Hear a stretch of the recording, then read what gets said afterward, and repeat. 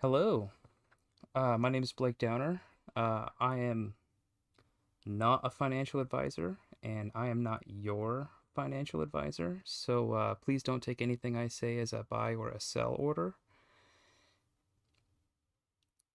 So I have gotten quite a lot of questions about TSLY over the last few months, and no matter how many times I tell people that merely dollar cost averaging probably isn't enough.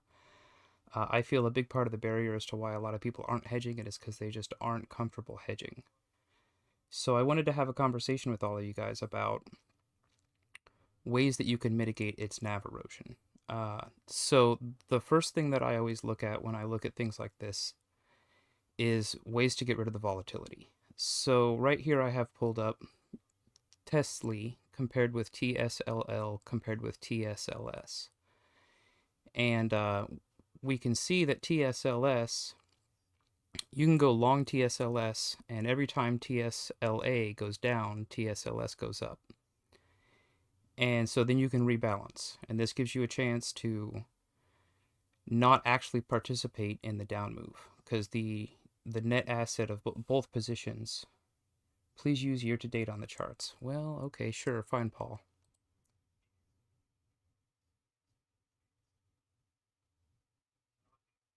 There you go. So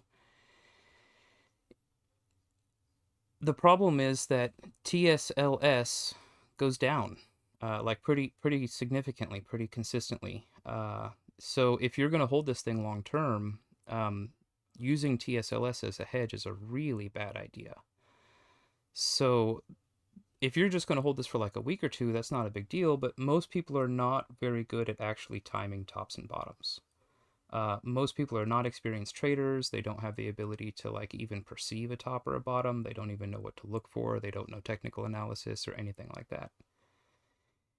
And so the problem here is that almost no one is also comfortable shorting. So I keep telling everyone to take a look at shorting TSLL instead of TSLS, right? And so let me go back out to the longer time frame.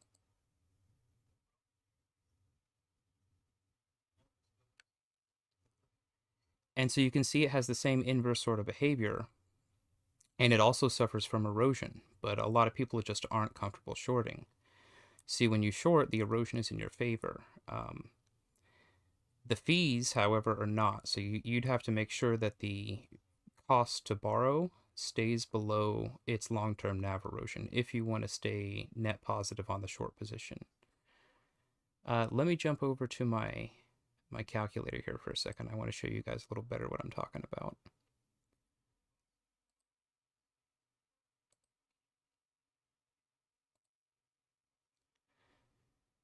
So for every $1,000 that you're long TSLY, you can achieve a minimum variance by shorting TSLL for $455.22. This produces a variance of 0.79, which is, not the best I've ever seen, but it's better than nothing. And the idea here is TSLL is leveraged, and on top of that, TSLY has sort of muted movements compared to Tesla. And so, since one of these has a higher beta than Tesla and the other one has a lower beta than Tesla, when you go to calculate minimum variances, you end up with an asymmetrical situation where you're not just like shorting TSLL for $1,000 because that doesn't actually produce equal magnitude. You want the movements to be basically the same. So when Tesla moves, TSLY will go up or down correlatingly in value, and the short position of TSLL, you want that to match it, right? So regardless of how big your position is, like let's say it goes down 5%, well, you want the TSLL position to go up by the same amount that the TSLY went down. And if you have them weighted correctly, they will, at least over shorter time frames, like, a few days, a couple weeks, stuff like that. So this will fall out of correlation over time. The term for that is co-integration. These do not maintain strong co-integration with each other. So we'll talk about ways to deal with that here later on. But at the moment, I just want all of you to see TSLL is, as far as I'm concerned, the best way to deal with the volatility because TSLS erodes. So let me switch back.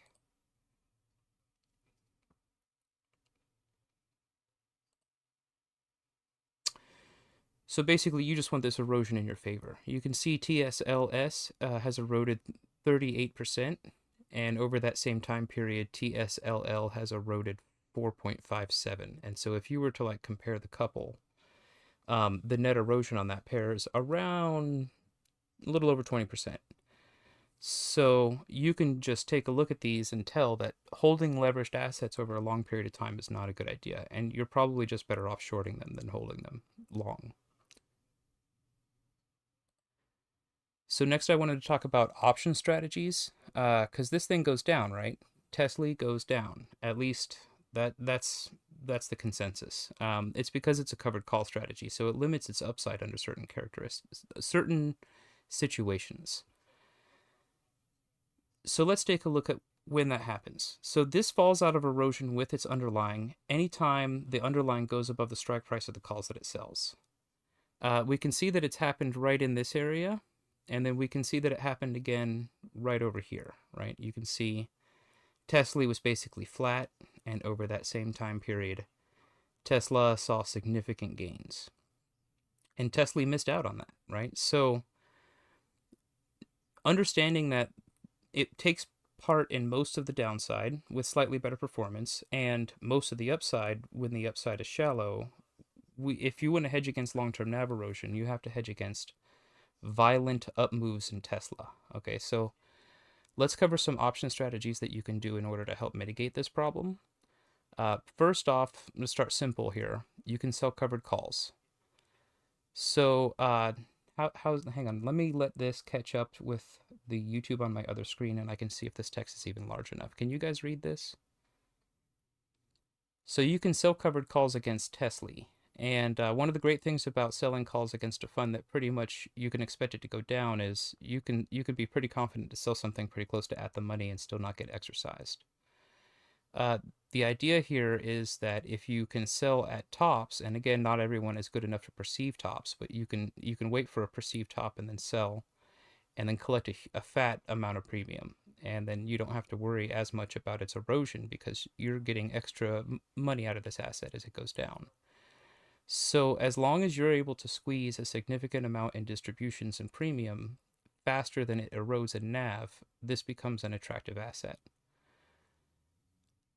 So the problem with selling covered calls is it actually doesn't help you against Tesla going down, right? Because if Tesla goes down, TSLY goes down. So the next thing to look at, besides squeezing extra money out, is by buying puts, right? So you can buy puts. A put is basically like insurance.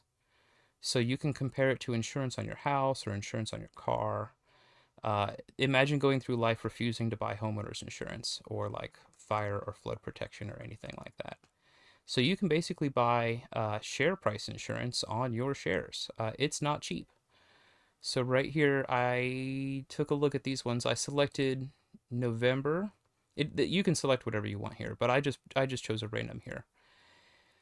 The problem with this right now is TSLY is at 1354 price wise. So it's halfway between these strikes, and we could get more efficient pricing if it was really close to one of the strikes. But with it being halfway in between, you're going to have to overpay for this put.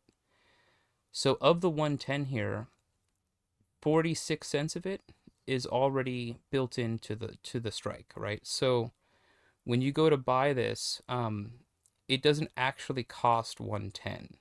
It's a little confusing, and once you get into options, this starts to make more sense. But because of the difference between 1354 and the 14 that you're buying the put for, the net cost after this resolves will be less than 110. It'll be like, oh, let's see, 110 minus 46 or whatever. And then on top of that, you're going to collect dividends, right? This thing's going to pay distributions. So this is playing a different game where no longer are you worried about Tesla going up or down or TSLY going up or down. All you have to worry about is, are the distributions going to pay for the puts? And if they do, and if they will consistently, this becomes an attractive investment where you're buying Tesla or you're holding Tesla, and then you're buying puts to guarantee that you can't lose value. As long as the cost of those puts stays less than the cost of distributions, it's a good idea. It might not be the most attractive returns you'll ever find, but this will preserve your capital. So the next thing to look at is what's called an options collar. And all this is combining the last two strategies that I just mentioned. So you can both own the shares and then sell calls and buy a put. And the selling of the calls is basically just there to help you pay for the put, right? So these puts are expensive. The whole point of this is to help you pay for the put. So these were all chosen to go all the way out to February 14th, right? And entering this position would cost $223 per 100 shares. Looking down on this, this is not super attractive on the chart, but the question is, are you going to collect more than $177 in distributions between now and February? I just want this to sink in. Like this is the game that the options caller is playing. Are you going to collect more than $177 per 100 shares of TSLY between now and February? And that is almost certainly a yes. What was this last distribution? I haven't checked recently, but it typically pays like a 50% yield or just under 50%. So I think the last couple distributions have been in the like 70 to 90 cents per share range or something. But the point is, are you going to get more than $1.77 per share through the next 1, 2, 3, 4 distributions or something? And I think that's definitely a yes. So this is a pretty attractive option, or pretty attractive strategy. It's called an options collar.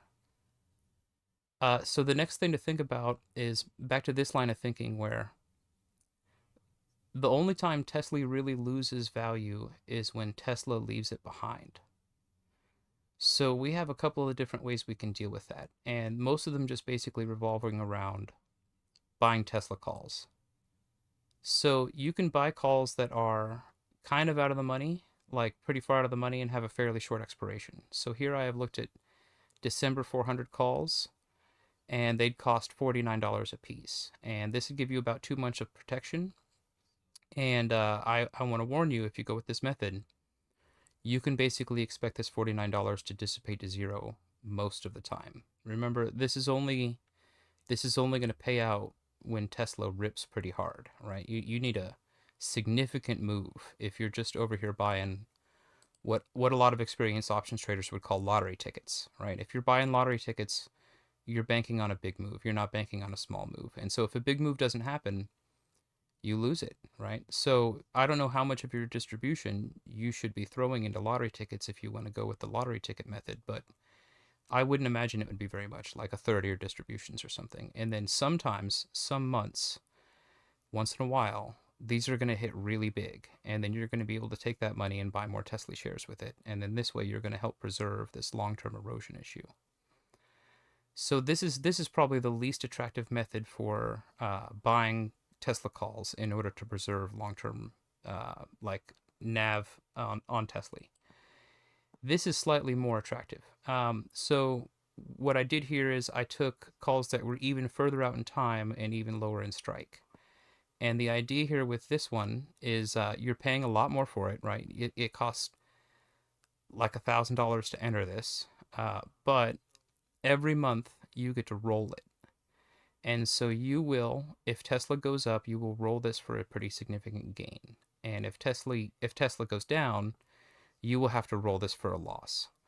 However, options have an asymmetrical risk reward profile. So if you do this every month and you adopt a casino mindset and you are willing to accept the fact that you will take losses, you can theoretically end up with much bigger gains than you do like net losses, like the net benefit of just rolling Tesla calls and then using your monthly Tesla distributions to make up for the losing months. Because some months you're not going to need to take any of your distribution, right? Like if Tesla goes up, you get to roll for a gain and just sell the deep in the money call that you bought a month ago, and then roll into something that is at the money, and then walk away with the difference.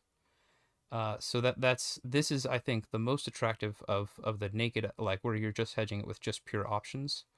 But this is pretty expensive, right? This costs like $1,000 per contract to get into this, and then every time a month goes by, you could potentially be taking pretty big hits in order to maintain this roll. So what I've been looking at is actually combining a couple of different strategies here, and I think the best choice is to go back here and take a look at what happens when you hedge against it by shorting TSLL. And so if you look at this, TSLL has the same problem where it will go up and it will leave Tesla behind, just like Tesla will. Exactly like Tesla will. Except, if you remember, you only have to short TSLL by $455 for every $1,000 you're long Tesla. And so if you take a look at, for example, this dip right here, you can see TSLL. Oh, this is all in percents. Oh, shoot. Oh, well. Well, it's at negative 21% here. And then it came up to this peak at 10.56%. So that's about a 30% gain. So if you can picture that $455, right? What's the leverage on TSLL? Time and a half, I think. Let me just double check that. I'd rather not tell you guys a wrong number.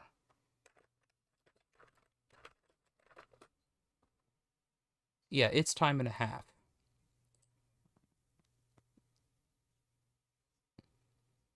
Sorry, this chart. Okay.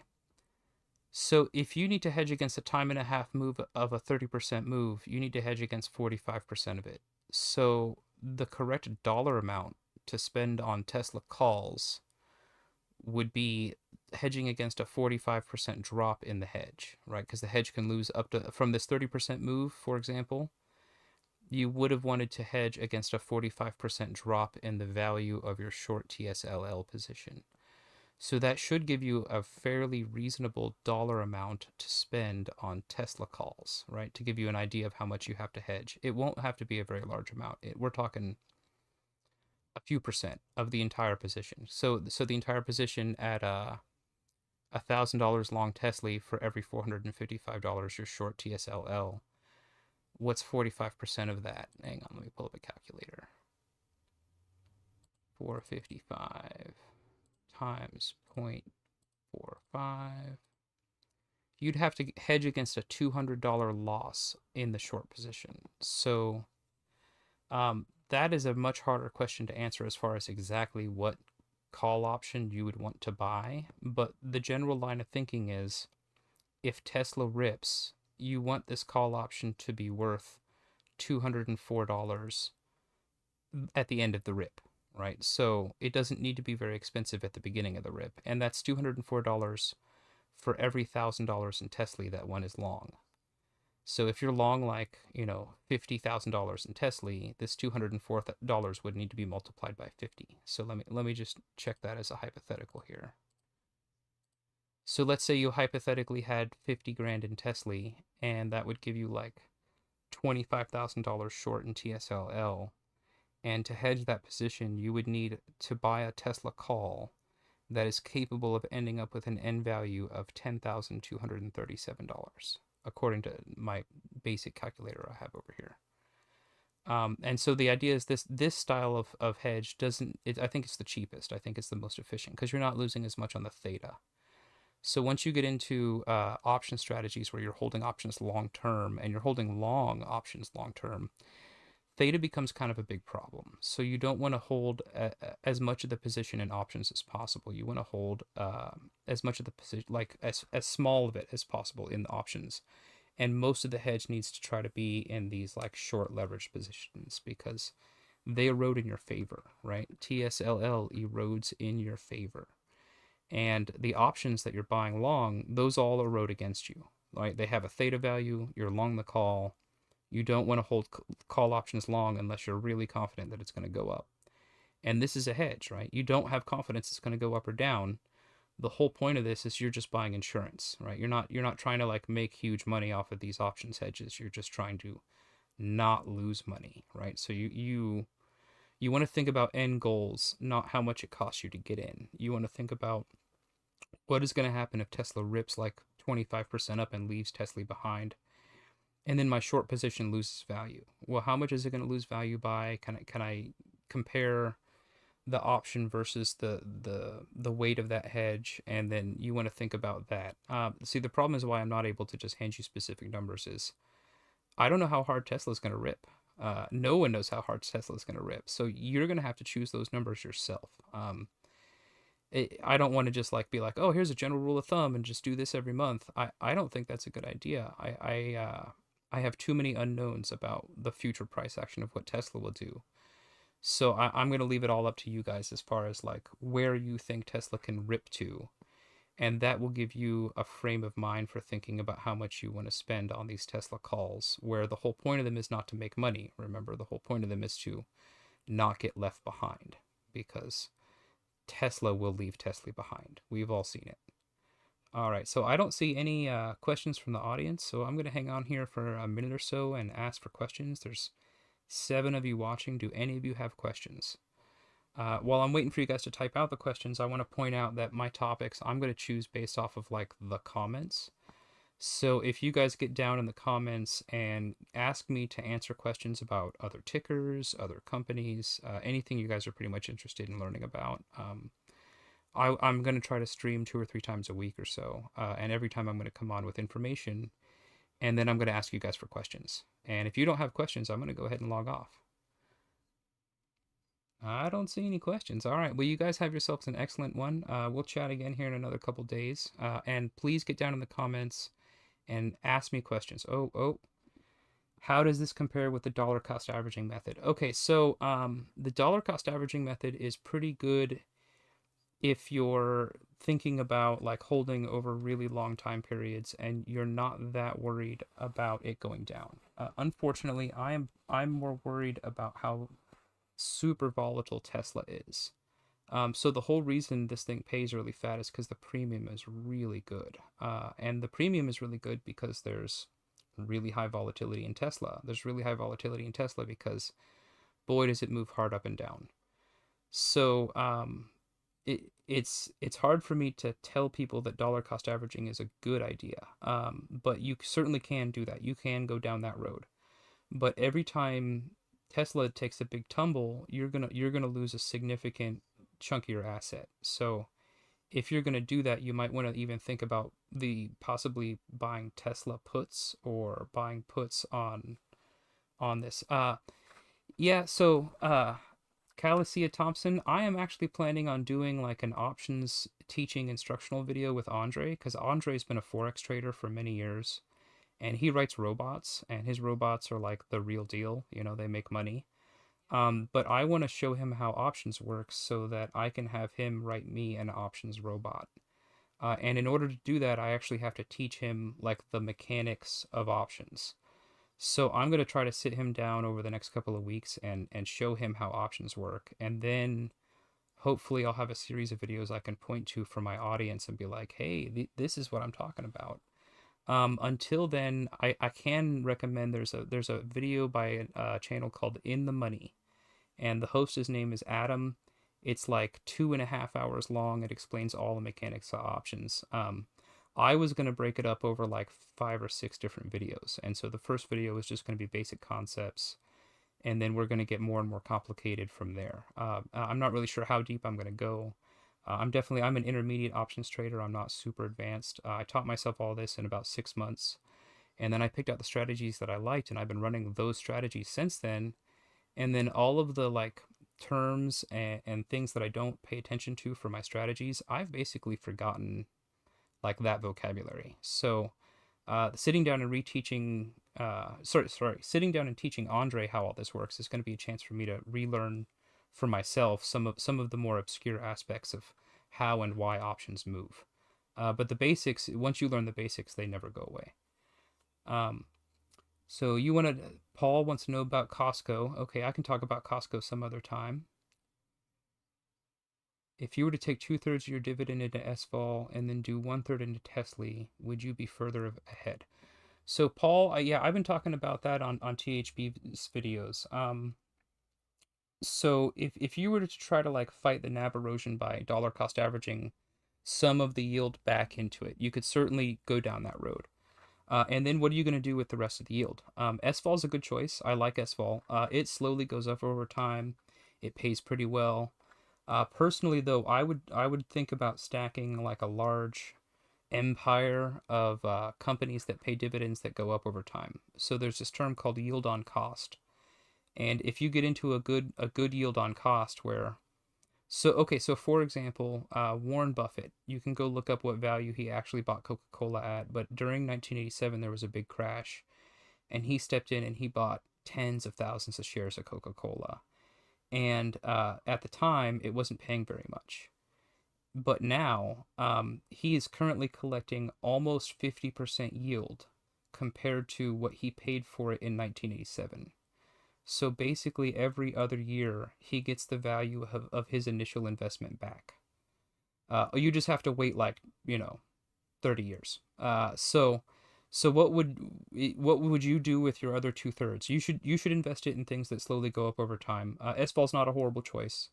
If you're good at picking individual companies, I would look at companies that are in the middle of buybacks, and they do it every year. So there's a whole group of like mature retailers that increase their dividends every year and buy back shares every year. And you could just go look at those. We're talking Walmart, Lowe's, Home Depot, Tractor Supply Company. There's dozens of these like rock solid retailers. And I'm not saying go buy retailers. They're actually probably going to have a pretty rough year, but I'm saying go look for solid companies that you think are going to slowly increase their dividends and they're going to buy back shares. Because if they don't buy back shares and they just increase dividends, that's actually pretty bad. That could be very unsustainable.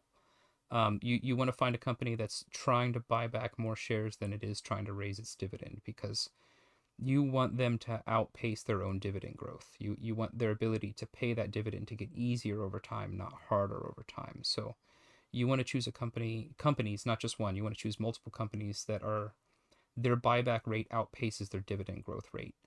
And that's usually a pretty good sign that they're going to be able to keep paying that dividend for many years. So you just look for like Coca-Colas, look for solid companies that you don't think are going to die anytime soon, and they're going to stay really healthy. And that's what I would buy with my other two-thirds. I don't really know specifically what you should buy, other than to tell you to only limit yourself to things that you understand. So you want to stay inside of your circle of competence. You don't want to like go buy the hot new thing in some industry that you don't really know. So whatever industry you're in, you want to look for opportunities in that industry. I don't really know what you do for a living, but like, let's say you work in a lumber mill. Boy, are you going to have advantage trading lumber futures, or maybe you're going to have an insight into residential real estate, because you see you see the price of timber, and you see inventory change in real time, and so you're going to have additional insight above and beyond what the general public has. So let's say you work in a Lowe's, right? And you notice they're having inventory problems. Well, maybe that's a good piece of insight. Whatever is going on in your specific industry, you just want to make sure that you're aware of that. And every once in a while, you're going to be presented with an awesome opportunity, regardless of your industry. They all go through cycles. They all have hot up and coming stocks that you could invest in. It doesn't really matter if you're in a boring industry. Even boring industries have rising stars that you can invest in, or rock solid stalwarts that are never going to die because they're named Otis, and they make like 70% of the world's elevators, and they have like no competition. Uh, so I'm just going to check up comments here. Any thoughts on Canadian banks? So Paul, I don't touch banks in general, but I definitely would not touch banks for the next year. When the Fed announced higher for longer, and I assume that Canada basically runs their interest rates pretty parallel to ours, or at least they have in the past. That doesn't mean that they will forever, but they definitely have in the past, and they tend to roughly parallel their rates with what our rates are doing. So, when the Fed announced higher for longer in order to keep fighting inflation, what they really announced was, we're going to put more stress on the banks, and you're probably going to see more banking failures over the next year. But I'm not going to say that out loud because I don't want to cause banking runs. So, the whole reason for the Silicon Valley Bank is because they bought bonds when bonds were really valuable, when they were overvalued. Because that's what banks do. That's how they make money. You put your money in a bank. If they want to make money on that, they have to go buy bonds with it. And then the bonds that Silicon Valley and every other bank, they all do this. Those bonds dropped in value pretty dramatically when the Fed raised rates. And so all of those banks are underwater on their positions. So they currently owe more out than they have in assets because the value of these bonds, now they're only temporarily lower in value. When they come to maturity, they're still going to be worth full value. But right now they're worth less than they should be, or less than the banks were expecting. And so if we as an entire culture were to go pull all of our money out of the banks, they would not have it right now. And that's a big secret that like the Federal Reserve and the banking system does not want the general public to understand, because it could potentially cause. They don't want fear. They do not want fear. They do not want the potential for a bank run. So I would not touch banks until the Fed begins lowering rates. And then the amount of stress that they're under is going to very quickly go down. But I would not touch anything under that much stress for the next, I don't know, 12 to 18 months or something like that. See, they're all horribly, horribly underwater on their bond position. And go take a look at what the TLT did and picture yourself dollar cost averaging into the TLT. That's essentially what all these banks have been doing. And take a look at what the TLT has been doing over the last 2 years and just picture yourself dollar cost averaging like an equal weight every month into that. And then take a look at where you're at now. And then take a look at what just happened in the last 2 or 3 weeks. All of these banks are in a horrible position. All of them. So I can only assume that the Canadian situation is extremely similar to the United States, just because I know that their version of the Federal Reserve basically stays in lockstep with ours, for the most part. They do deviate a little bit, but it's not huge. Let me see if there's more questions here. 5-year renewals on mortgages. Yikes! Are you saying that a third of Canadian mortgages are coming up for renewal soon? In a high interest rate environment, that's really bad. That could cause like a wave of defaults. The last thing Canada wants is to see a 2008 situation where there's a wave of defaults. Yes. Okay. Sorry, Paul. I'm not really very up to date on Canadian anything. But I know that for the most part, their system is very similar to ours. There's a whole lot of similarities because our cultures are very similar. We set up banking to be very similar. Their stock exchanges follow basically the same rules ours do. All of the rules for financing and loans and all that, they basically follow exactly the same rules.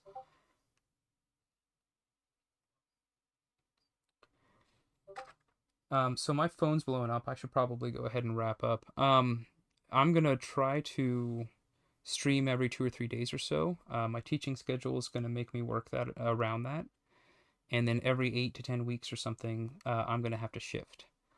So you guys have yourself an excellent night, and I'm gonna go ahead and log off, and hopefully I'll see you all of you again here in a couple days.